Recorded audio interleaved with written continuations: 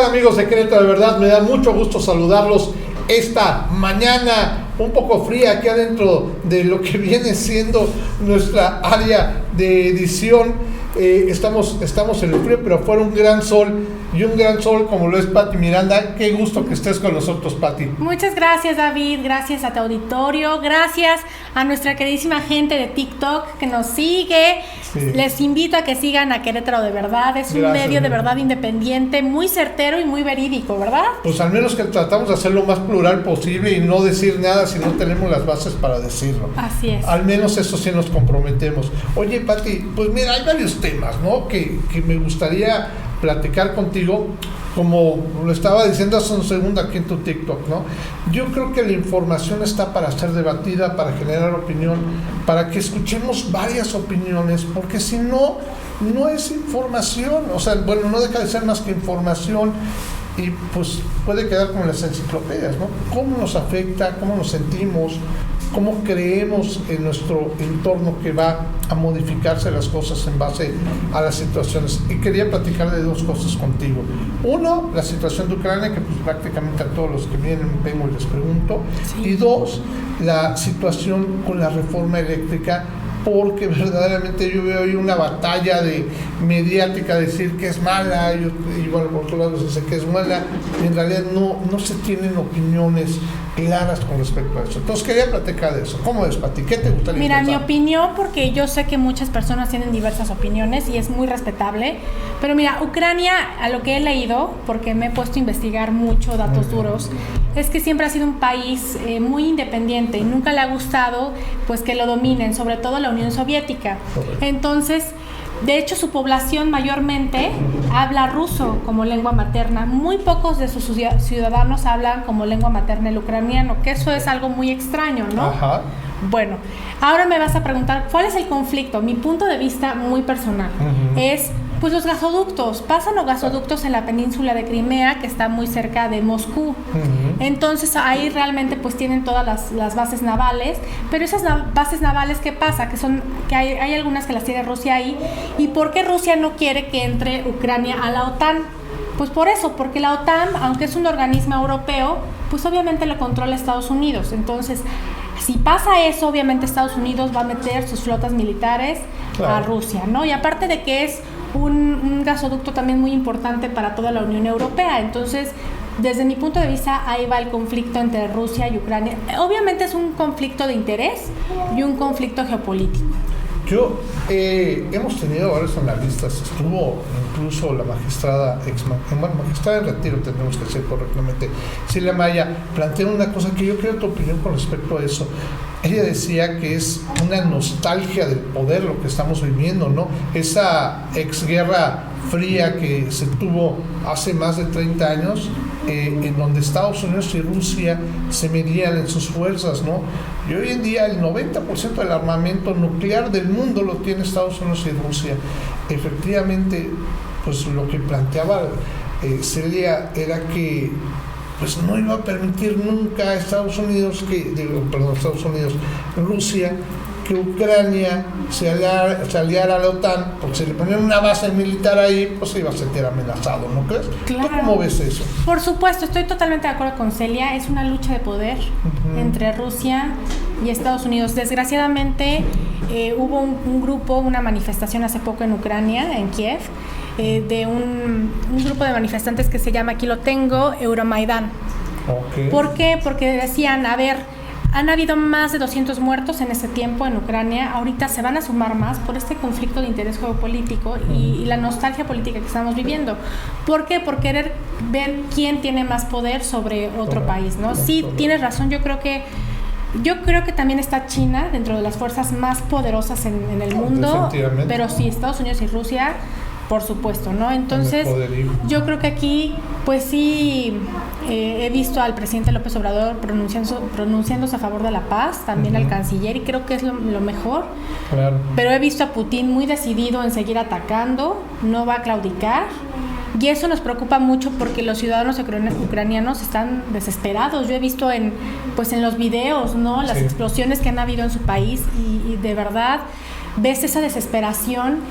Y también ves muertes y no se vale que por querer ver quién tiene más poder, exista eso, ¿no?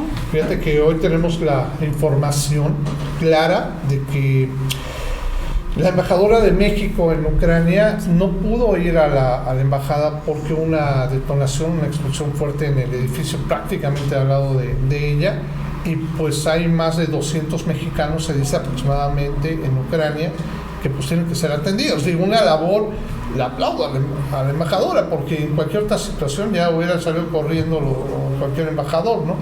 Una labor de mucha valentía al esperar.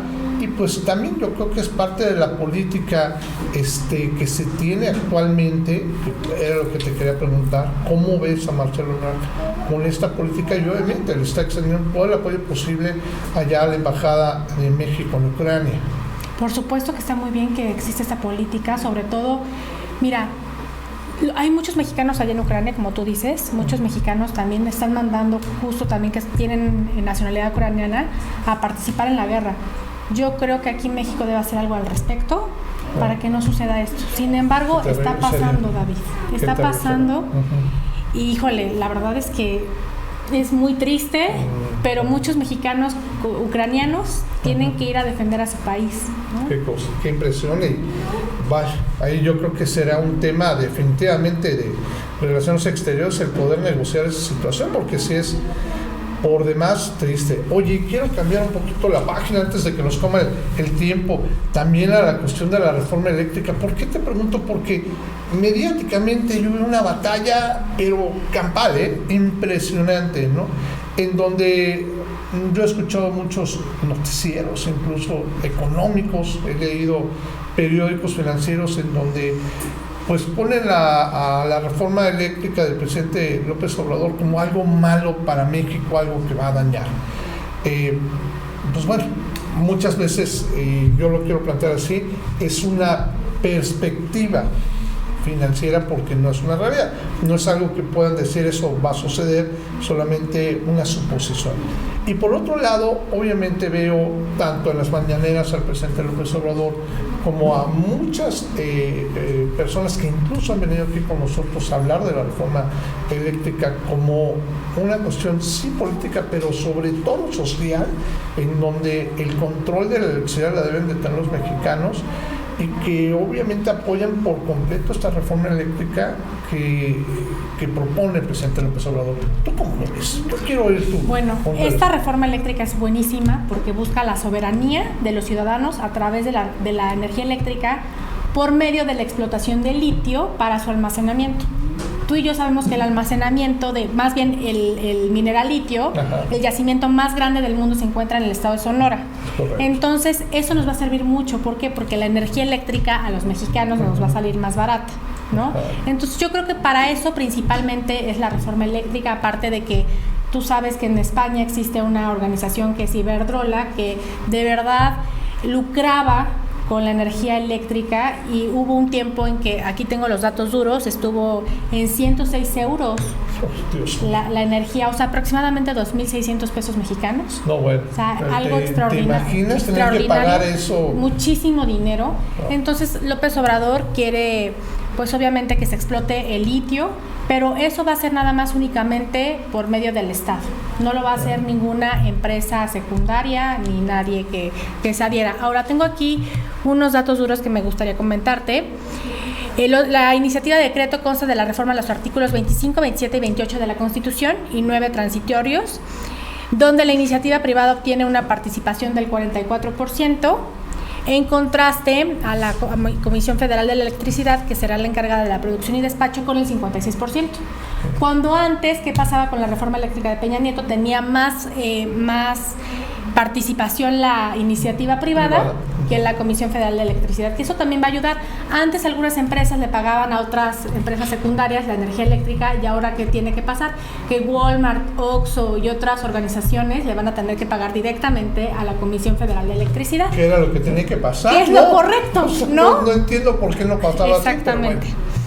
Al final, yo quisiera dejar estos datos que trae, que verdaderamente son para que los reflexionemos y que nosotros como ciudadanos lo podemos entender, cómo nos puede afectar a final de cuentas en el pago de la luz en nuestra casa día a día, ¿no?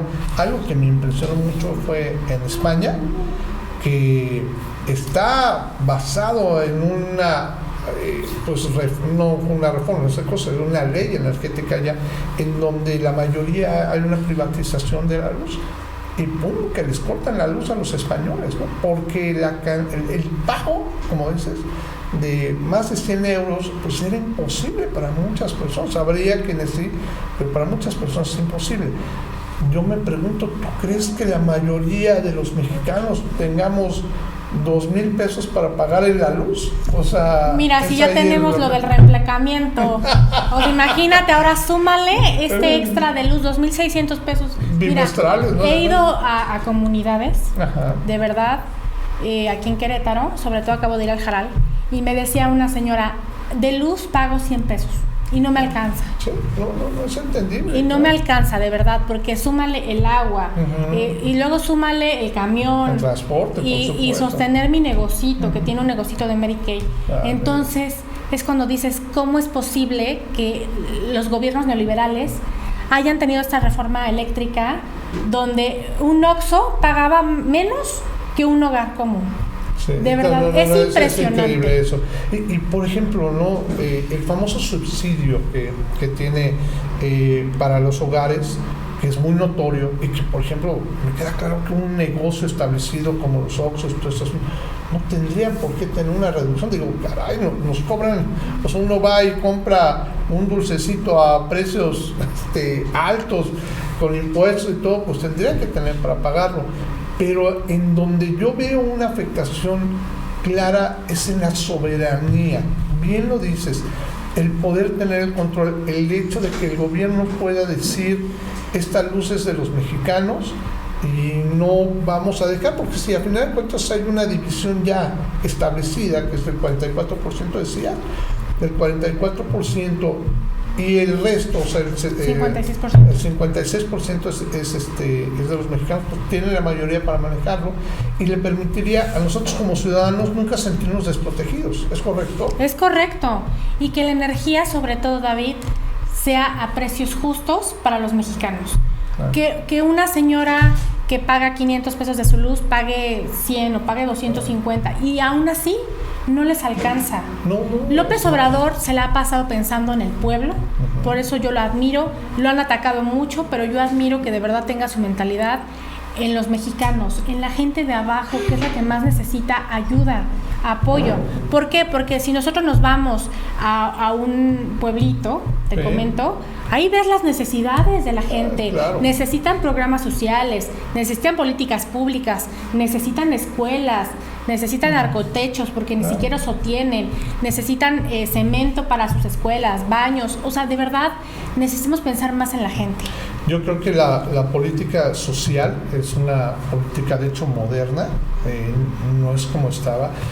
Yo lo veo porque prácticamente en Querétaro tenemos muchos como bastiones en donde convivimos divididos por una barda con comunidades con escasos recursos y que se te hace increíble que no puede ser que por una barda que será de ancho de 40 centímetros de ancho las personas tengan otras condiciones de vida con respecto a lo que tienes tú aquí en Querétaro, no estoy hablando de... Eso pasa aquí en Querétaro te pongo el ejemplo, está Juriquilla y al lado está Menchaca, sí, claro. ¿no? Y te das cuenta de la diferencia total de mundos. Es correcto. Hay personas que viven en Menchaca en techos de lámina, mientras correcto. Al lado está Juriquilla, que es como otra ciudad muy cosmopolita, ¿no? Ajá, que me queda claro que, o sea, muchos no tendríamos problemas de pagar lo que pagamos de luz. Claro.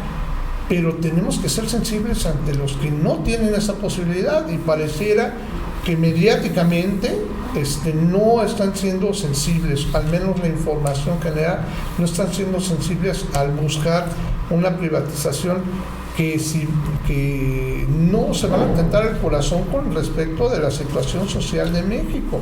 No van a tocarse el corazón con la situación de que pues hay 50 millones de pobres en México y que requieren ese servicio, ¿no? Y en Querétaro también existen pobres y también existe pobreza extrema. Y yo la verdad no estoy en contra de los empresarios. Hay empresarios que se han ganado a pulso su dinero de manera honesta, de manera correcta. Hay otros que también de otras maneras, pero bueno, sí es bien importante, como tú dices, sensibilizarnos con las personas que menos tienen y apoyar en lo que podamos. Claro. Ahora, si el gobierno de López Obrador les ofrece estas políticas del bienestar, como tú dices, donde se derivan programas sociales para adultos mayores, personas con discapacidad, mamás solteras, jóvenes que antes ni se pensaba en ellos, que el gobierno neoliberal les llamaba ninis. Bueno, hoy tenemos esa oportunidad de que López Obrador coadyuve con esas personas y las pueda ayudar y puedan desarrollarse en un ambiente de negocio que les dé una mayor calidad de vida. Claro, y que los pone incluso a trabajar y a capacitarse para ser personas integradas y que tengan una oportunidad mejor. Pues bueno, Pati, obviamente hablando contigo se me puede pasar todo el año, no una hora, todo el año. Pero bueno, tenemos que respetar el tiempo que tenemos para grabar y te agradezco mucho que hayas estado con nosotros, que hayamos podido debatir estos temas, que los hayamos podido analizar y pues como siempre estás invitada para que estés con nosotros todas las veces que te sea posible. Será un gran honor, David. Gracias a tu auditorio, gracias a TikTok.